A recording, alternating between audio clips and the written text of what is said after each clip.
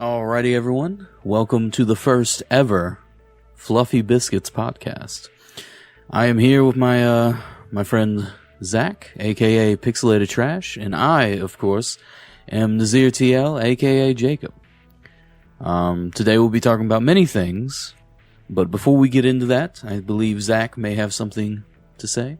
Oh, I have something very special for us today. And for the first episode to kick this off like this, I think this is going to set a really, really hard line for what people can expect from the content of the show. So what I've done is a couple of nights ago, I watched Paul Blart Mall Cop 2.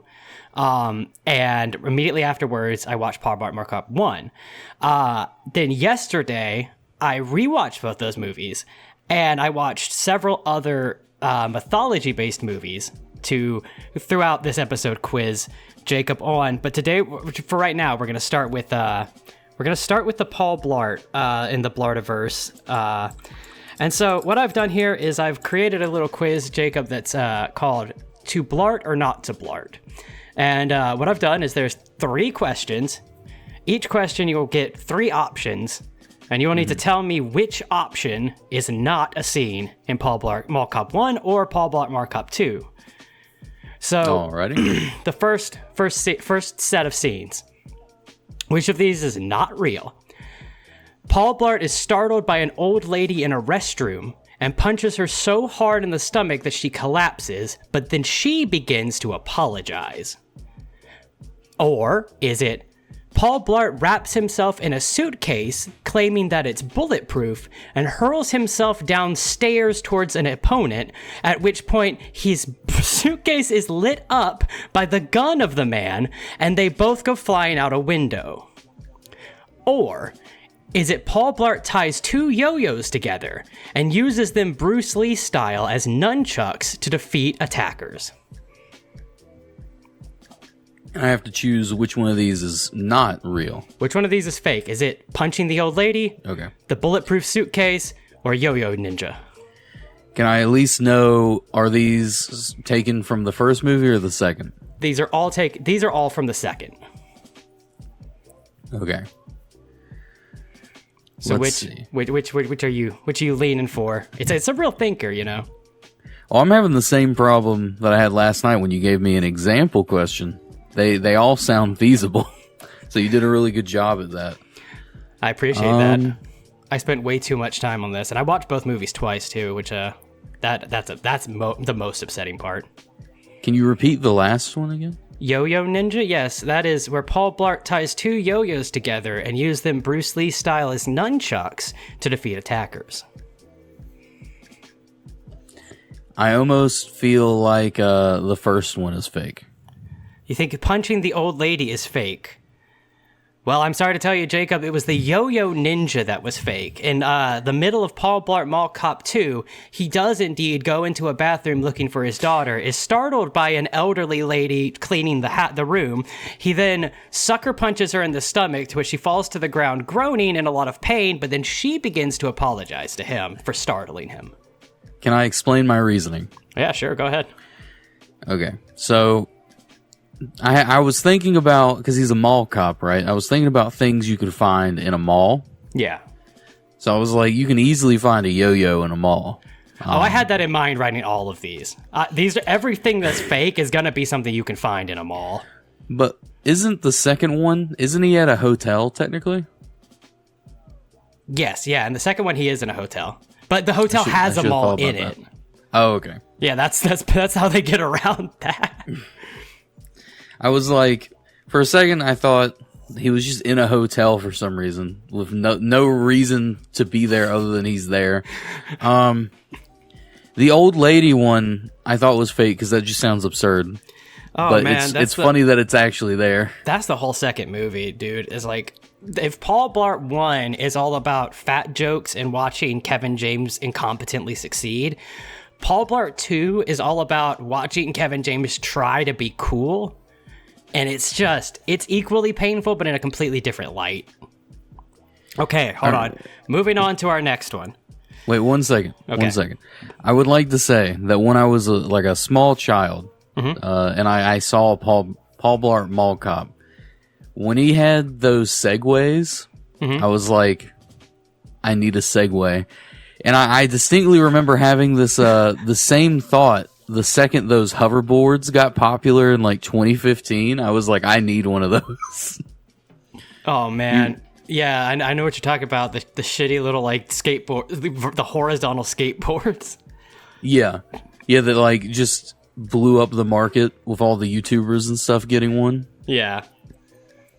All right, continue. All right. So, moving on to the next one. I wrote all these on my phone, by the way, so if anybody's wondering why I'm staring at my phone this whole time. Your next three options. Does Paul Blart attempt to navigate through the mall on a skateboard, followed by a montage of him constantly falling and injuring himself? Second, does Paul Blart enter into a nacho eating contest and become extremely inebriated when he uses margarita to wash down the nachos? Or does Paul Blart use a child's toy bow alongside an electric fork to light a man on fire?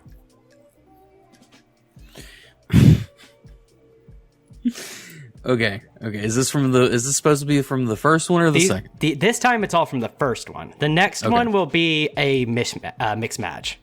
Okay. So what was the first one again?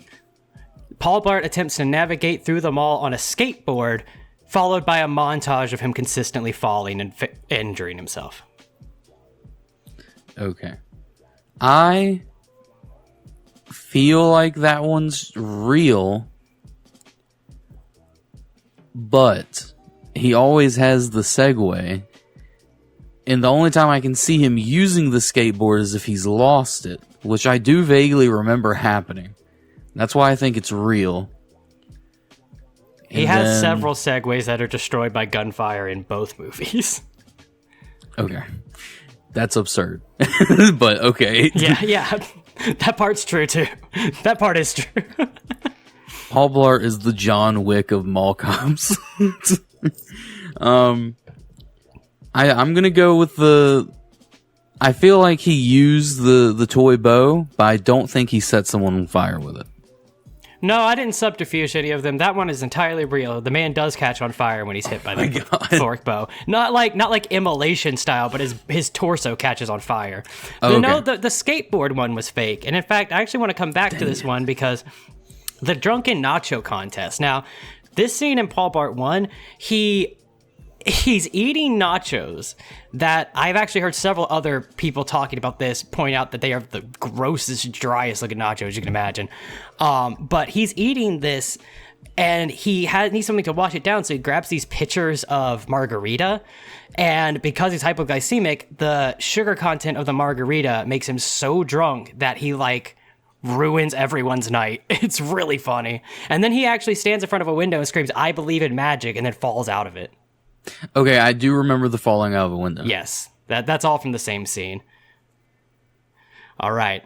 Okay. We have one more set of options, and this is where we're going to get a mix match. Some of this is 2, some of this is 1, but more importantly, most of it's real, and that's the important thing to understand. So, which of these is not real? Paul Blart lures his attackers into a rainforest cafe before makeshifting explosives blowing out the entire side of the mall. 2, does Paul Blart don a bomb vest made of faked items he found in the mall, including clocks and video game systems, and to try to trick the ringleader into surrendering? Or 3, Paul Blart, after passing out from his hypoglycemia, forces his way underneath a little girl being held by her father so he can lick the dripping ice cream falling from her cone. Okay. And I still have to choose which one's fake. Yes. The first one's fake. No, actually, the vest bomb was fake. He does, in fact, blow up an entire rainforest cafe in Paul Blart 1. I knew that there was an explosion. I just didn't know which one of these was real. Which one of these is the true explosion? But I distinctly remember the ice cream scene. That one was without a doubt, that was real. Yes. Because I remember laughing like nobody's business at that scene when I was a kid. Well, that does it for this iteration of To Blart or Not to Blart. I'll do some more research to see if I can't come up with some more for you. Maybe I'll start tapping just into the larger Happy Gilmore universe. You know, I assume they're all connected. It's like Marvel, you know what I mean? You should. I watch movies, but I'm not like big into comedy movies. So especially if you're hitting that, then you can definitely get me on these. So I failed that quiz. Yeah. Yeah. 0 out of 3 is, I was going to say 1 out of 3 isn't bad, but it was 0 out of 3. So that's, we'll give you the consolation prize. You'll get like a little blue ribbon that just says I blarted. I'm going to put up on the screen when I edit this a tally mark, and each quiz that I fail, you gain a point, and we're going to be fighting for these points. Of course. So, with that being said, I believe we planned on talking about some mythology today. Yeah, I wanted to talk about my favorite mythological creature, Amon-Ra St. Brown. I don't know who that is. Well, I was kind of hoping you were just going to blindly write he's a wide receiver for the Bengals, but his name is Amon-Ra, which I find really interesting, and I believe that is some kind of myth, like Egyptian thing, but I'm not even positive. Yeah. Well, don't hold your horses. Hold your horses here, because I have a quiz for you. Well, I do excel at quizzes, you know. You saw me do McDonald's. I have 2 things. Mm-hmm. I'm listening. Which one would you like first? The longer one or the shorter one? Let's hit the longer one first. Kill a little bit more time here before we have to actually talk about mythology. This is mythology. So well, yeah, but it's not just blanket talking. It's a quiz. It's spicy. It's new. It's a quiz, exciting. But I'm actually curious. Do you know the 12 labors of Hercules without Googling it? If you can get half concept, of them, but if you can name half of them, you can have the point. And there's 12. So if you can name 6, you get the point. I would say he probably has to fight something strong, like a creature of some kind. Was it the Minotaur he has to fight? No, that's what's his face in the labyrinth.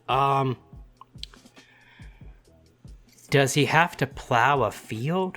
I'm remembering the Disney movie of Hercules, and I don't think that Danny DeVito was actually there, like guiding him through a bunch of military workouts. I believe he did have a guide, but I do not believe that is what he did. Yeah, it probably wasn't Danny DeVito. That would have been great, though. Danny DeVito was just immortal. Let me think. Danny DeVito is immortal. What are you talking about? He is for now. Everybody's immortal until you're not anymore. Let's see. The 12 Trials of Hercules. He has to eat an entire harpy. Eat an entire harpy? Yeah. Like, he catches it from the sky, and then, like, he has to roast it up good, and then he eats it. Are you getting this from that movie? No, I'm just coming up with what the best I can do. Okay. You were close, but I do not believe that counts. Okay. He has to swim the entirety of the Aegean Sea. The what? The Aegean Sea. The Aegean Sea. Okay. I thought you said GNC. I was like... He has to go to CVS. He has to get the longest receipt from CVS. That is the labor of Hercules. But then on the receipt, it actually shows all 12 of his labors, so it's actually a really cool feature. Well, do you give up? Would you like me to tell you? I do. I don't, off the top of my head, I can't think of any. I know that a lot of them were physically based, but I don't remember what they actually were. Well, I do have them pulled up, but the reason why I even thought of this in the first place is because of when I was younger, and even now, I loved reading the Percy Jackson books. Mm-hmm. And Percy Jackson, there's 2 series. There's Percy Jackson and the Olympians, and I believe there's a second, like a sequel series. And it essentially is, over time, the Greek legends and myths moved west. So all these kids in like America and stuff are demigods. And it's essentially, they go to a camp to protect them from monsters because as soon as they know they're a demigod, their scent gets stronger and they get hunted by these monsters.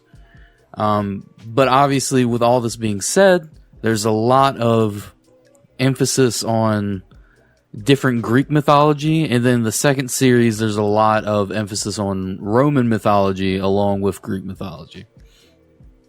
Fair. And one of the things that Percy Jackson slays in one of the first series, I forget exactly what book it would be in, he slays the Nemean lion. Do you know what that is?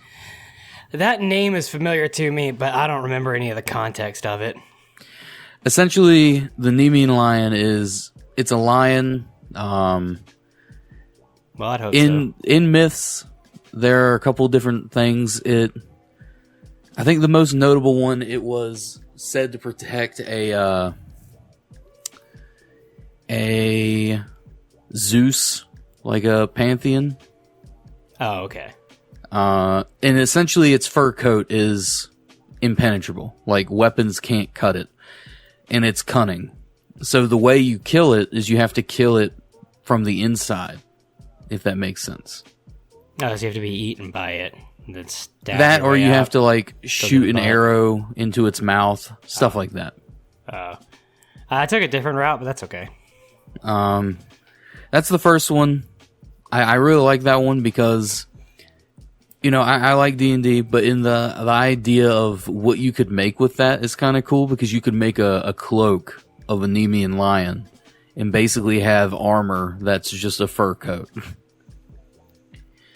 That's fair. The next one, which I'm surprised you didn't say, was slay the Hydra. Oh, yeah. I forgot about that one. I didn't even know that was a trial or labor. I just remembered that. I do remember in the movie he cuts the Hydra heads off. Yeah. There's a bonus one for that one. I want to ask you what you think the meaning behind slaying the Hydra is. Do you know how the Hydra worked? Because I can explain it to you if you didn't. Yeah, it had 3 heads, and if you cut one off, it grew 2 more in its place. Yes. Yeah.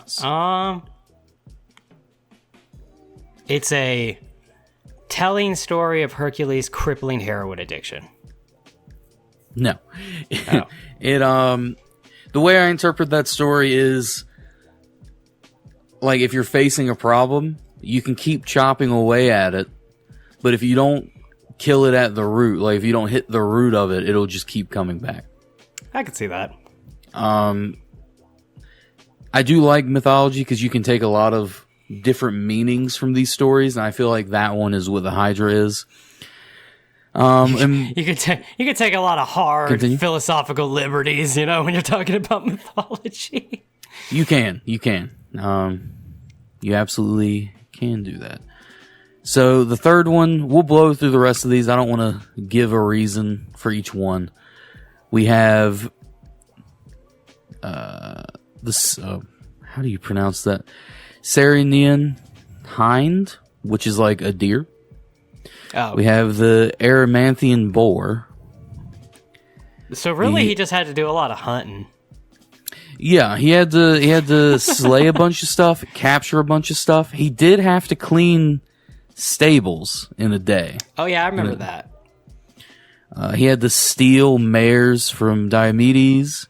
He had to obtain... Oh, you said mares. I thought you said steal mares. And I was like, how do you steal a mare?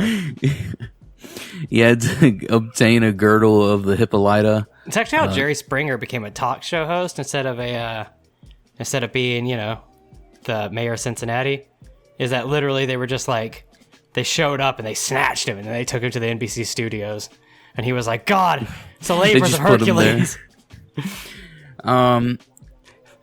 we had, so it was obtain the girdle of Hippolyta, queen of the Amazon, obtain the cattle of the three-bodied giant Geryon. Like, could you imagine you're getting ready for like a really nice dinner, like a nice time out with your husband and or whatever you had at that time, and you wandered out and you were like, but my gut's just hanging everywhere. And you were just like, I need my girdle, and then Hercules is running through the fucking woods with your girdle. That'd be the worst. That would be the worst. That's why I don't like Hercules in my dinner parties anymore. Obtain the cattle of the three-bodied giant Geryon. Steal 3 of the golden apples of Hesperides. And then the last one, capture and bring back Cerberus. Okay, now the Cerberus one I do remember from maybe actually just reading about this stuff. But the majority of that I did not remember. I'm sure it's covered in the Disney movie. I've seen it once, so... I feel like the one, like the Nemean Lion, the Hydra, and Cerberus are probably the most notable ones. Yeah. I would say. So the shorter one is a personal question. Okay, hit me. Which of these 3 mythological stories do you think I like the most? The Tale of Gilgamesh, the Tale of Perseus, or the Tale of Hercules? I'm going to say the Tale of Perseus only because I know you like Percy Jackson, and I think that the main character is descended from something like that or something. And I believe he's named after him. Yeah, okay. But I'm going to say Perseus because I'm going to be bluntly honest. I actually know that one, and I don't know the story of Gilgamesh, so I'm going to assume that's your favorite. You would be incorrect. That's my usual state of mind. Well, because you don't know it, Gilgamesh is my favorite mythological story. And the Tale of Gilgamesh is fairly simple. He is a demigod, and he became a king of Uruk. He obtained immortality like Saruman, by diving into a lake and getting a herb that grew at the bottom of the lake. And then he swam back up to the surface, sat it on the side of on the land, and he was like, I'm going to chill for a little bit before I head back to my kingdom. While he was just vibing in this lake, a snake came by and ate the herb, and that is why snakes shed their skin. That's like the theory of why, snakes shed their skin in mythology. At least the specific tale, it's because they're immortal because they ate the herb of immortality. All these tales must have come out around the time that Pliny the Elder was really doing his thing, and that kind of makes a lot more sense. There's a bunch of other stuff. For instance, I believe Gilgamesh was... He didn't really, he didn't vibe with the gods. He didn't like them that much. I sure wanted to do. And the goddess of the underworld was kind of promiscuous. Ooh. And was like, hey, Gilgamesh, I want to be with you. And he was like, yeah, no, I don't want that. I've seen what you've done with other men.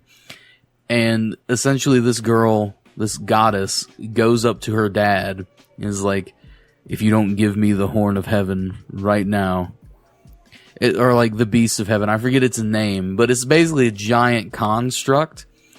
And she was like, if you don't give it to me right now, I will open the gates to the underworld and let the undead come and ruin Earth. And that's so they were just like, take it, do what you want, just don't do that. Personally, I find long, drawn-out blackmail to be a much better way, but direct force of aggression is always good, too. With that being said, though, that would be the end of that. I'm glad that that's the end of that. Well, I have something for you that's on the topic of mythology. Now, I'm sure everybody thought that everything I was going to bring to the table today was just Paul Blart related. And while that is the majority of my knowledge, I'm gonna add some more movie twists to this. I have a little segment here called "Who Can It Be Now?" And what I've done is I've taken a very famous mythological figure, and I've picked the 3 best rated representations of him by actor. And I want you to tell me who the mythological person is based on the actors that played him. In this case, it is him. If I did others, they don't have to be him. But right now, it is him. So, are you ready for this? I believe so. Okay. The 3 actors that played this person were John Drew Barrymore, father of Drew Barrymore, Sean Bean, and Kirk Douglas. He is featured in the story The Odyssey. Okay. So 2 things going into this. I want you to know. You don't know actors very well. I'm well aware. Okay, so you've set me up for failure. Yes. That's precisely what I've done. Fair game. I kind of did that to you with the 12 labors of Hercules. Well, let's see. Who sounds like they would be in the Odyssey? That is the movie you said they were in, right? No, in the ancient story, the Odyssey, Homer's Odyssey. Okay, and which one of these would play the main character? No, they've all played this person. So those 3 actors have all played this character in a separate movie. The character originated in the Odyssey. What character is it?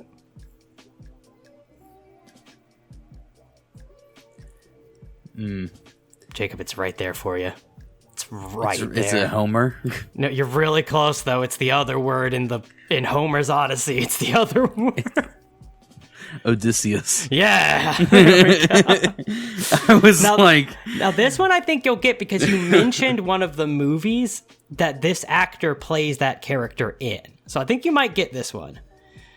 Russell Crowe, Sean Bean again, and Liam Neeson have all played this character. Featured, it is a god. Is it from one of the Percy Jackson movies? Liam Neeson plays him in the Percy Jackson movies. I believe it's Liam Neeson. Liam Neeson. He's a god. Could be Poseidon. You're I'm close. trying to think of, is it Zeus? It is Zeus.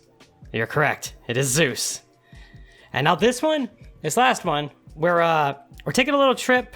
We're going to get in our boats. We're there on the Mediterranean. We're going to get in our boats there. We're going to sail down around Italy. We're going to go through the Strait of Gibraltar. We're going to go up north past Portugal and other little provinces up there in Iberia. And we're going to go right on past France, through Brittany. And we're going to sail on up into the UK for this last little one. They have been played by famous Monty Python, Graham Chapman, Sean Connery, and Charlie Hunnam. It is a famous feudal person. King Arthur? Yeah, there you go. You aced that quiz. So, fortunately, I don't know about that. Bit is for last. Well, you got them all right, so there's that. Okay, the first 2, you gave hints. The last one, I was just like, something tells me it's King Arthur. Because Gilgamesh and King Arthur are the 2 that I like the most. Yeah, it's funny. I was, like, really trying hard to think of something that wasn't traditional. Like, when you think of mythology, right, you tend to think of, like, the mythological stories and creatures and stuff, and so it's like you tend to get drawn to like Greek, Roman, Egyptian, or like even like Mayan like lore and that kind of stuff. But I don't know, it is obviously, but when I think of King Arthur, I don't think so much of mythology. I think more of like ancient legend, which I feel like differs a bit. And so it's like well, I mean, they have dragons in it, so yeah, because I don't think anybody wrote King Arthur being I think there's an argument to be made for some of the stuff like the Iliad, the Odyssey, the Aeneid, that like these were fictitious accounts of real life scenarios that may or may not have happened. And with King Arthur, it tends to get more presented as like this is a legend, this is a myth, Like, we don't actually believe King Arthur was here. He's cool and all, but... Well, funny thing, and I don't mean to be like, well, actually. But actually... I believe there are a lot of historians that are like, King Arthur could have existed, but he's not... He didn't have like a dragon bathe Excalibur. He didn't have like Merlin and stuff like that. You don't think he bathed? I think he definitely bathed. Excalibur bathed in the dragon's breath. He didn't have that, but there are like the places stated in the legends of King Arthur, Arthurian legend. There are, real places. Like that they are Arthurian actual canon, as they call it. Yeah. And there are some people that are just dedicated to figuring out where he, died. What battlefield he died at. And there are some people, and I believe it's even explored in one of the anime I watched recently. I think Vinland Saga. There are some people that think that King Arthur actually came from, Rome. And that happens in... Because, that was before, Tesla, even. Because so you're making quite a trek getting there from Rome. Well, they got boats. Yeah. They also had dysentery. They got dragons, come on. Cholera, smallpox type. What's the... I wonder what the, shit. I'm going to edit that out of my audio. But I did just accidentally keep my microphone across the room. But, I do wonder, I wonder where that is in all this mythology and stuff. You hear, wild, stories of, plagues or, things that are brought down on people. I want a mythology story that's just, he was great. He won the war for us. Unfortunately, he broke his leg and it got infected, and that was the end of him. It's it's just a real bad way to go. Just a very not heroic way. You say it's really far, but you forget how big the Roman Empire was. Well, when you said from Rome, I thought you meant the city, not the empire.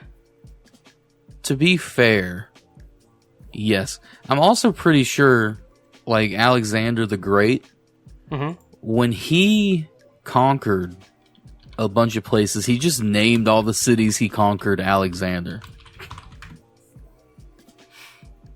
I could be wrong with that, According but I'm to pretty a sure. cursory Google search, it would take you 349 hours to walk from Rome to London.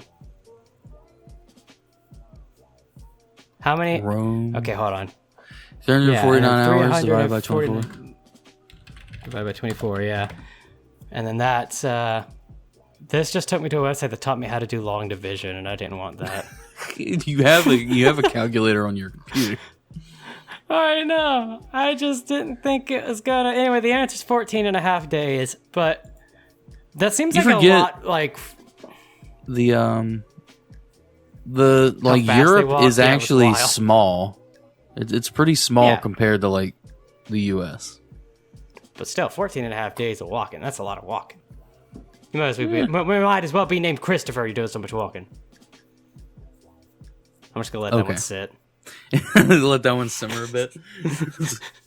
Let that one really build the not the inflation. Fuck. Build the I forgot the word. Interest. There we go. Damn. I almost had a good. We'll leave it on the back burner. If it comes back around, it comes back around. In the next episode, I'll just have a giant sign behind me that just has that joke written on it. Until someone says it's funny. I completely forgot we have webcams going. Yeah, me because too. I can't see your webcam right now. My nose has itched so bad. I keep trying so hard not to just get up there and just scratch it like this. Because I want people to think I'm picking my nose, but it itches so bad. Why don't you just pinch it? Okay, well, that's going to make this a little difficult going forward. No, not like that. I mean, pinch it real quick on the outside. It'll scratch the inside. Oh, that's fair. I actually thought I had a bag clip, for chips up here somewhere. I was going to put that on my nose, but I guess I don't. I've got this. I prefer if you didn't. I've got like a grill lighter that doesn't work. Let's see. What else do we have? I've got one more bit, but before we jump into it, I want to talk about today's sponsors. Let me pull it up just real fast. I wasn't aware that we had sponsors. Yeah, I actually worked out a couple deals by just, sent some emails out, worked out a couple things, and I'm really feeling positive going forward about this. I think that going forward, we're really going to bring in a whole new wave of marketing and business. And so actually today we're sponsored by it's like Bitcoin, but I made it up. Moving forward, Mike Lindell has actually already come in on the ground level. The MyPillow guy who's like kind of a really gross person. He's come in and he's supporting taking it to the moon. I don't know what that means, but I know I was told to say that in the press release I was given is to the moon. And I was also supposed to like jump around and do some things, but I'm really lazy right now, so I'm not going to do that. But tune in tomorrow or next week, and I'll have more information for you because I'll sit down and write it. But I know you couldn't see it, but for the people at home, if you're watching this on video, I literally held up a yes or no coin that Khalid gave me. Do you know what a yes no coin is? DJ Khalid, but you never talk about it. I don't know DJ Khalid. You love his wings. That's all you talk about. Did you know that DJ Khaled actually does run a ghost kitchen wing restaurant called Another Wing? I did not know that, but did you know that the ghost restaurant Beast Burgers, Mr. Beast is suing them? No, that's wild though, because I've seen him on podcasts literally being like, I handcraft the ingredients that I send to them. The concept that he's like, I'm unhappy with this. I feel like there's only one person to blame there. Well, apparently, he signed a deal with... He signed a dill pickle, and then it just got old, and that's why the agreement doesn't work anymore. He signed a deal with a company that specializes in ghost kitchens, with the idea that they would have quality control and everything. Oh, of course. And I'm sure they don't. High-quality products. Very, very much like scattered across the board, as well as apparently they have taken his brand... and they have filed for like patents on things or like whatever. I don't know the actual term, but they used his brand in some sort of copyright stuff that they didn't have permission to use, as well as they haven't paid him any of the money that he I'm not surprised though. Like, I mean, you see the way ghost kitchens work, and it's like literally... there's a YouTuber, and I highly recommend anybody who hasn't seen this go watch it. But it's very popular now. It went viral, so I'm sure he's got a lot of play off it. But there's a YouTuber named Eddie Burback who did like a really in-depth, good video on ghost kitchens and how they work, and like how like the same restaurant or different restaurants, can serve the literal same food. So it's like some of these places are literally like 24 restaurants in one building, in one kitchen, that are all serving the same thing, but some of them serve stuff the other ones don't. So it's like you'll see a place that's called like La Mariachi or something. I don't know. I can't come up with a Spanish restaurant name right now, but you have like a Mexican restaurant or something. Mm-hmm. And maybe they serve tacos, and nowhere else in that ghost kitchen serves tacos, but they serve a chicken sandwich. Well, that chicken sandwich is going to be the same chicken sandwich no matter which of like the 7 chicken sandwiches you could possibly order from all those different ghost restaurants. It's always the same sandwich. So what I would imagine happens is that Mr. Beast wants quality control over the food that he's serving, but the way ghost kitchens work, the way these ghost kitchen conglomerates work, is that all of the food comes from the exact same place. So if you're specifying you need to use my ingredients, you need to use my stuff, then that's going to hurt the bottom line of the ghost kitchen, because their whole concept is we can sell the same chicken sandwich for 7 different price points from 7 different restaurants, and all of them are right here. They're all the same restaurant.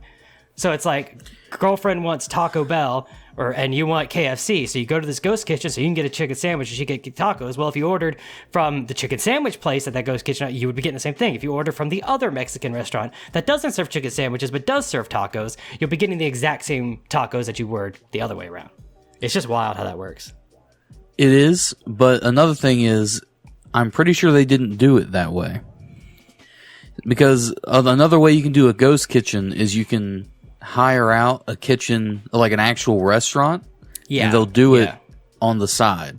Because I know I went to a Mr. Beast Burger, and I will say they did mess up our order, but I got what I wanted, so I wasn't mad. I think I got a crisp burger with like no cheese and then like fries. But we went to 2 spots, and I'm not going to specify the city we went to, but we had to drive further south. It was Raleigh, North Carolina. No. No, I know that. I was just throwing that out there for them. But you were surprisingly close. Whoops. So we went there, and we went to 2 locations. So the first one we went to, we didn't know what we were looking for. Because the app was like, it's here, but there was no restaurant. Because we were looking for like a sign. Yeah. Didn't see it. A big sign that said, come get the mister here. The second one we went to, sloppy wet beast. The second one we went to had a sticker that I barely saw. And it just said Beast Burger Pickup. And it was a Mexican restaurant, actually. Ah. And we walked in, and they were like, "Hello, would you like a seat?" And we're like, "No, we're here to pick up an order." It's for Mr. Like, Beast. What? Maybe you've heard of him. I will say, though, my food from there was fantastic. And even everyone that had their order, like, wrong, they still got, like, a burger. They just didn't get the one they wanted, but they were still like, it was really good. That just no one checked what they got, kind of thing. I gotcha. I want to point out I'm wearing a Star Wars shirt, but all you can see off it is this little sticker on it that says still only 35 cents. No, I've never been to a ghost kitchen though myself. When I did DoorDash a couple years ago, before I quit, I picked up from a couple. There's a couple in my city. There's one that operates out of a Chili's, and there's one that operates out of I wanted to say a Cracker Barrel, but I love Cracker Barrel. My girlfriend's crazy about Cracker Barrel. I think it's okay. I like that they give you regular bread and cornbread. I love the cornbread. We've really stayed on topic of mythology this whole episode. We've done a really good job. I think this is really setting the bar for what people can expect going forward. Cracker Barrel is a mythological location, okay? It is. I mean, it's a myth in the South. It's a mystery. You don't really know where they show up. You don't know who owns them. You don't know where they get their food from. And you don't know how they get that authentic Southern decor. But if you want to buy a Yankee Candle, a roll of fruit gushers, and a very large vat of chicken and dumplings, it's the perfect place to go. I love their biscuits. The one near me serves alcohol now. I didn't realize that they served alcohol. They didn't until a couple years ago, and the one near me does. And they do a Bloody Mary, and it's a Cracker Barrel Bloody Mary. It's not the worst thing I've ever had, but it's an experience. Okay, quick question. Yes. Name 3 of your top, restaurants. Oh, man. If you could only visit 3 more restaurants in your life, and you could only visit them one more time, kind of thing. So, you choose 3, and then for the rest of your life, you can only go to each one more time. Which 3 would it be? First, it would be a Mexican place. It is a chain, but I don't think it's a huge chain. It's only really in this area, but it's called San Miguel's. I'm a huge fan of that place, and they do $5 margarita pitchers. The second one, I don't remember the name of it, but there's an Italian place across the bay over in the city across from me. That is really fucking like Valentina's or something like that. It's got a pretty generic sounding like Mama Valentina's or something like that. That place is absolutely outstanding, and they do some really, really good like baked casseroles and stuff. Big fan of that. And then in terms of just like chain places, honestly, I fuck pretty hard with Chili's. Like, if you find a good Chili's, it's not the worst. It's not like crazy expensive. So Chili's is good. So, what about you? What about your 3? Well, me, I'm a picky eater. All right. I'm not going to go in to all of my, what's the term I should say? I'm not going to go into what I enjoy eating the most and what I don't like to eat. I'm not going to go into it. I can save that for a later episode because I feel like that would be a funny quiz for me to give you. Like, which of these things would I eat? But let me ask you this. Mm-hmm. And the people at home might know this, and some of them might not. Vote in the comments if you're listening at home. Have you ever been wasted Yes. and gone to a cookout? Yes. Within the last week, actually. Is it not the most bomb experience of your life?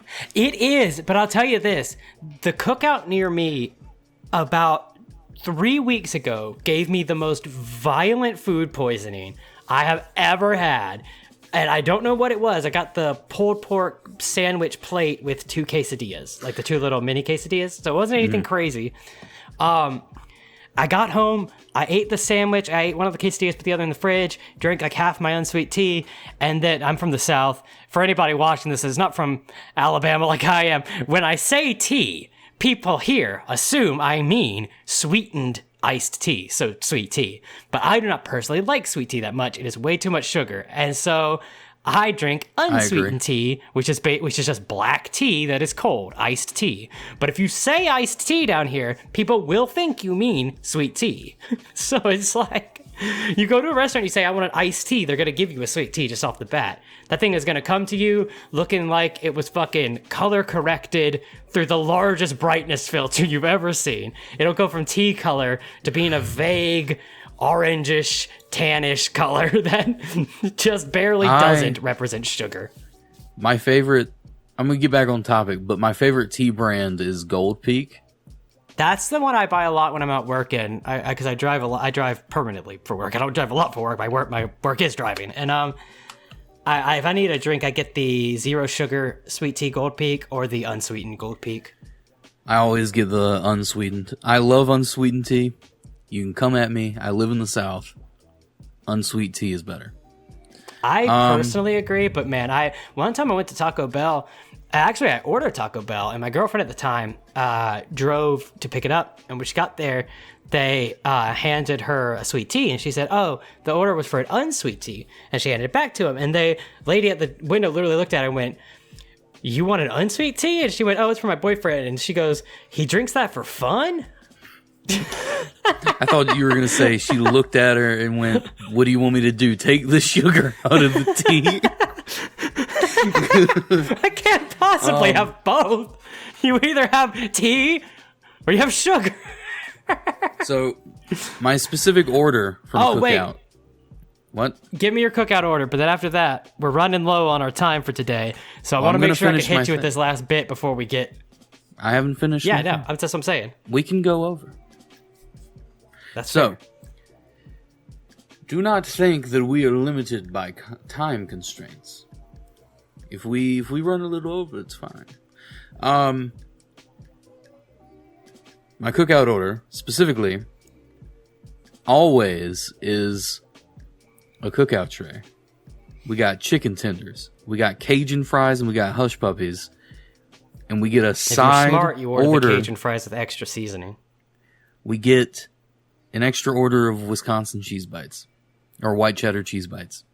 Yeah. But if we're wasted, right, we get as many cheese bites as we think we can hold.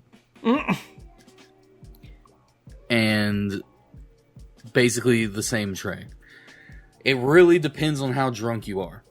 The second place. The fuck? The second place. Let's see. It would probably have to be an Applebee's, because Applebee's itself is only okay, but I have good memories at Applebee's. So is Applebee's owned by Yum Brand? I feel like that's a thing. The people that own like Taco Bell and KFC and all that. Applebee's. I don't think so. Have you ever eaten at Applebee's? Yeah, I've been to Applebee's. The reason I know they're owned by Dine Brands Global, who also owns IHOP apparently. But no, the reason I was thinking about that is that because like Yum Brands places like Pizza Hut, Taco Bell, and KFC, they all like love to do weird food shit. And that's what Applebee's loves to do. Like, come get our new fucking Cheeto punched fried okra bits and stuff. And it's like, all right, sure. Last time I went on a big vacation, I went up to Idaho to visit a friend of mine. And while I was up there, she and I went to Applebee's, and they were doing these like fucking Cheetos crusted wings, and then they had these Mountain Dew alcoholic beverages, cocktails. It was so weird. Like, they weren't even bad. It was just like, it's something I expected to see at like Taco Bell. Like, try our new Baja Blast Pacific Punch with our Cheeto Loco Taco. Well, so the last... okay. I do have a story to go with this, but I'll say my last place, and then I will go to you, and then I'll say my story. Okay. Last place, simple, Steak and Shake, and the thing I would get there is essentially what I would die eating, and it would be a 7x7, because let's face it, if you eat that, you're out for the count, like for the next week. You're not feeling good, but is it delicious? Yes. Do you know what a 7x7 is? It's like the Cincinnati chili thing, right? I don't know what that is. Maybe I'm wrong. Let me look up what it is. Let me make sure I know what I'm talking about. 7x7 Steak and Shake. I think I know what you're talking about, though. Let's see. Oh, no, never mind. I was thinking of a Cincinnati five-way. My bad. No. That is literally just 7 fucking burger patties. So, last year on my birthday, and 7 slices of cheese. I got every one of my friends that was, like, celebrating it with me. We went to Steak and Shake, and I had hyped up the 7x7, and I got them all to get it. And I just sat there with onion rings and fries. I just watched them eat it. But I had made them order first. I was like, go ahead and order it. I'll order last. I'm still thinking. And they order it. And after they place their order in, I'm like, I would like some fries and onion rings. And I just backstabbed them. Because everyone in the kitchen was looking at them like, you monsters. Who orders this many 7x7s? It was amazing. The worst fast food moment I've ever had with something like that was I went to McDonald's probably a couple months ago, actually. It wasn't too far away. And, or too long ago, I mean. And when I was there, I ordered a double cheeseburger with 4 extra patties, extra onions, extra pickles, and no bun. And they served it to me like it was a box of pancakes. It came in like a plastic, like the thing they put like the breakfast stuff in. And it was like, oh man, it was just a bunch of like loose hamburger buns covered in ketchup and cheese. It's so fucking gross. I ate the whole goddamn thing. Well, but move on with your bit. Moving on with my bit. Okay, so we all know that movies love to tell the stories of legends. And so I created a little bit called Legendarily Bad Ideas. I found 2 of these movies to watch last night. I stayed up till 7 a.m. last night. Or 7 a.m. today, watching a shitload of movies for this. And so what I have done in this is I have written a very small synopsis of the movie, and I have taken out the defining name of a mythological character. Mm-hmm. Okay. Okay. We're going to start with... Now, this is a two-parter, because if you could tell me who plays this person, then I will give you a bonus point. The first movie we're looking at is called Little Hercules in 3D from 2009. It has a 14% Rotten Tomatoes. A young Hercules leaves Olympus to pursue living life as a real human boy. He's watched over throughout his journey by the god Blank, portrayed by this legendary wrestler. It's Zeus, isn't it? It's Zeus, and portrayed by this legendary wrestler. I have a question. Was he named earlier? He has not been named, no. Okay. Batista. No, this is... Think the golden era of wrestling. I don't know what the golden era of wrestling is. I've only seen MMA Think of like the three wrestlers you might know off the top of your head. This guy's probably one of them. John Cena. No. Think more. I don't The answer know. is Hulk Hogan. Okay. But this next one is called You're So Blank. From 2010, two sisters with a talent for matchmaking find out that they've inherited the special skill from their father Blank. However, when the teenage twins both fall for the same guy, love and happiness go out of the window as they compete for his affection. Both blanks are the same word, You're So Blank, and the characters are the daughters of Blank.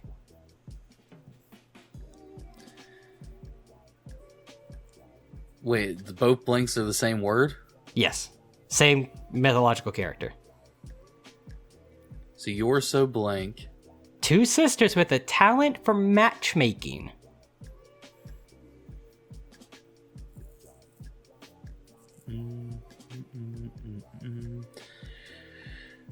I don't know. Is it like a weird sentence? Like, you're so blank, and it's like a word that shouldn't be there normally? It's actually a play on words. It rhymes with a word that would normally be there. But if I told you that word, you would get the person instantly. Can I know what lore they come from? I don't know if it's Greek or Roman, but they are a matchmaking cherub. Cupid. Yes. This is You're So Cupid from 2010. Now, this is one I did watch, and I want to talk about it for a second, actually, because this and the next one are the ones I managed to find. This might be the second worst like rom-com concept I've seen since The Kissing Booth. And it's absolutely just, it's nothing. I have never, the fact that they attached Cupid to it in the first place has borderline nothing to do with the entire movie. It is literally just a rom-com about two twin sisters that fall in love with the same dude.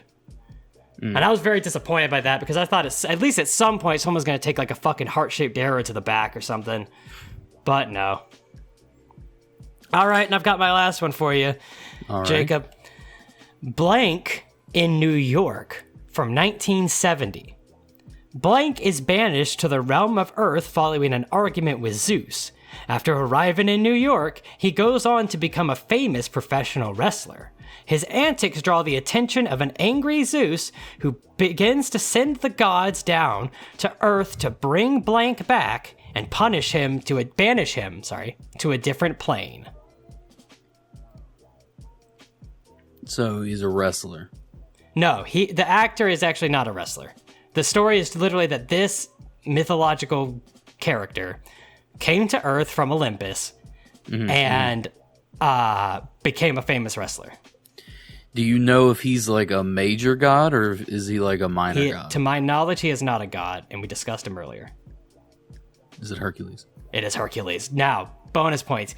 Can you tell me which legendary Austrian bodybuilder played Hercules in this movie? The Terminator. Yeah, it is Arnold Schwarzenegger. Yep, okay. In one of his very early film roles from 1970. He was like 20, I think. You said like bodybuilder, and I was like, dang. There's only one. I also only know of one famous Austrian man besides the one that got shot. Okay. Well, here's my little funny story. You mentioned fried okra earlier. Mm-hmm. Yeah. So I remember, funny enough, I believe this is the time when I was in your area in Alabama. Very Before possible. I knew you. Me, my family, and my ex went down to Alabama for some sort of, I don't know, convention event, whatever. I don't remember specifically. And I didn't feel good. So I stayed in the hotel room and I chilled and like slept. And they brought me back food. Now, the weird thing is they brought me back food and they gave me basically my cookout order, but from like a different restaurant. Mm-hmm. It was just like some sort of chicken, fries, and hush puppies. Yeah. And then I'm looking and my ex goes, not everything in that box is as it seems. They're gonna play a prank on you. And I'm like, what are you talking about? Like, am I gonna get poisoned? One and as hush I'm puppy eating, is actually laced with a lethal amount of arsenic. No, one hush puppy, and I swear they looked exactly the same. Yeah, was actually fried okra. And that's a big took fucking that piece of as okra if it looks like a hush puppy. I took that as a permanent, like, I hate fried okra.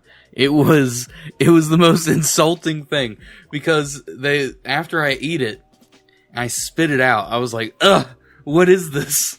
They look at me and they go, oh, as we were packing like the to-go box, we accidentally dropped it in there and we couldn't tell which one of the hush puppies was the fried okra. So we thought it'd be funny to just let you deal with it. And I was like, I don't know if I can ever trust you ever again.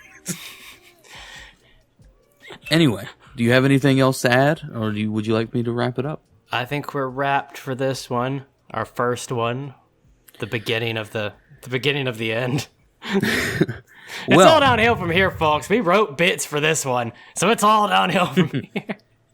Well, this has been the first ever podcast, or episode rather, of the Fluffy Biscuits podcast. If you enjoyed this podcast episode, please hit the subscribe button and hit the like button. You can follow our Twitter, the Fluffy Biscuits podcast. It'll be linked in the description, as well as both of our channels, Pixelated Trash for Zach and Nazir TL for me. I hope you all have a great day. Zach? I hope everybody enjoys.